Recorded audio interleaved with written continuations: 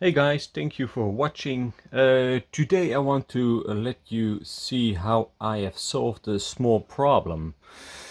As you all know, this little rig has got two beautiful headlights which we can control with channel number 4 on the remote.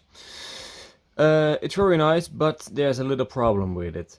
When you remove the cap, you've got a very tiny connector that you have to plug and unplug every time when you remove the cap. I even have heard some guys that break off the cables because of doing that. So I have made a solution for that, so you don't have to remove the plug anymore when you are removing the cap. And that's what I'm going to show you, what I have done. So first of all we have to remove the cap, of course.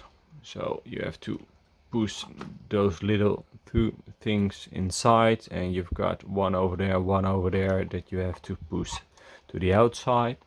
So here it is, and you probably can straight away see my little solution.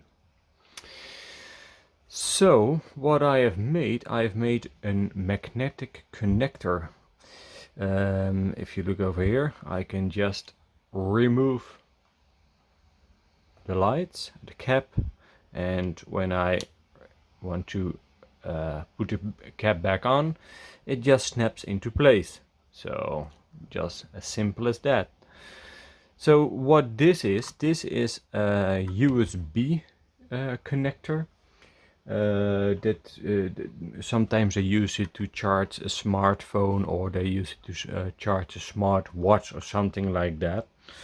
But it's a small magnetic connector. This one has got 4 pins. You've got also one with 5 pins or 6 pins, or even more or less, I'm not sure. But it's held in place by some small little magnets. If you look over there, and it can only go one way around. So if I want to try to connect it like this, it does not work, you see? But if I want to connect it the right way, it just snaps into place and the headlight will turn on. When you're making this, yes, please be aware of the plus and the minus. If you switch it around, it won't work. So let me give you a close-up of the rig itself. If you look at the board, I have used the original little 3 pins connector. We are using only 2 pins. I have soldered it to this pin and that pin. So in my case, this is the minus and that's the plus. And I used a little hot glue to mount it all to the chassis. Can you see it? Yeah, you can. So it's all in there. Oh, and you can also see that I have removed or relocated the on-off switch. Now I can just reach with my finger underneath the cap, just turn it on and off. So inside here, first thing you should do if you're making this or isn't, remove all the big heat shrink tubing that FMS is using. All the heat shrink tubing is making it very stiff, and it can easily break off the connectors.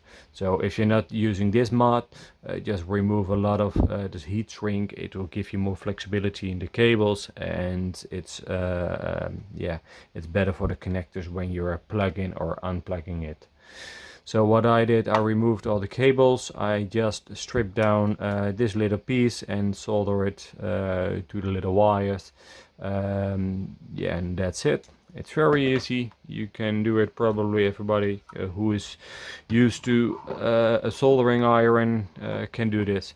So when I want to put on the cap, it just snaps into place with the magnets and just puts the cap back on, and you are ready to go. See? Easy peasy. And remove the cap and it's off. Put it back on and here it is. Alright, thank you for watching. Have a good day.